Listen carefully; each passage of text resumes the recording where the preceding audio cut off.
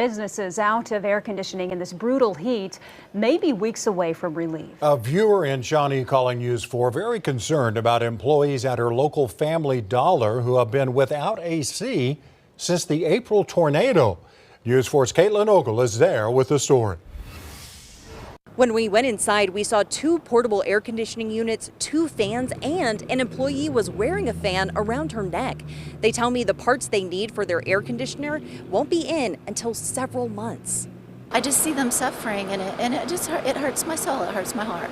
Kelly Smith frequently shops at the Shawnee Family Dollar on Independence. She says since the April tornado, there's been no air conditioning at the store. Kelly is worried about the employees.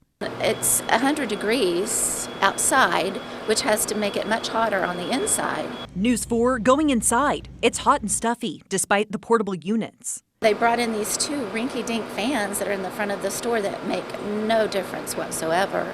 Kelly even filed a complaint online. I told them that I would indeed contact a news station if they did not do something about this. That's been over 2 weeks ago. Employees weren't allowed to talk to News 4, but we found out they're waiting on AC parts that may not arrive until August or September.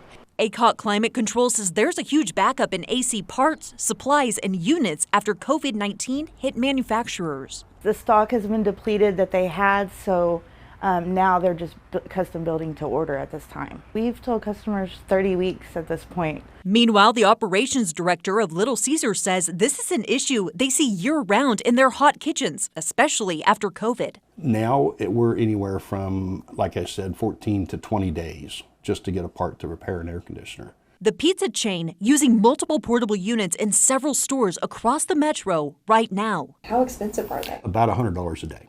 In Shawnee, Caitlin Ogle, Oklahoma's News 4. All right, Caitlin, thank you. Now, the employees at the Family Dollar were not allowed to talk to us. The contact page on the corporate website says to call your local store. We tried multiple numbers and email addresses to get a hold of somebody. This afternoon, we found the communications director's phone number for Family Dollar's parent company, Dollar Tree. We haven't heard back.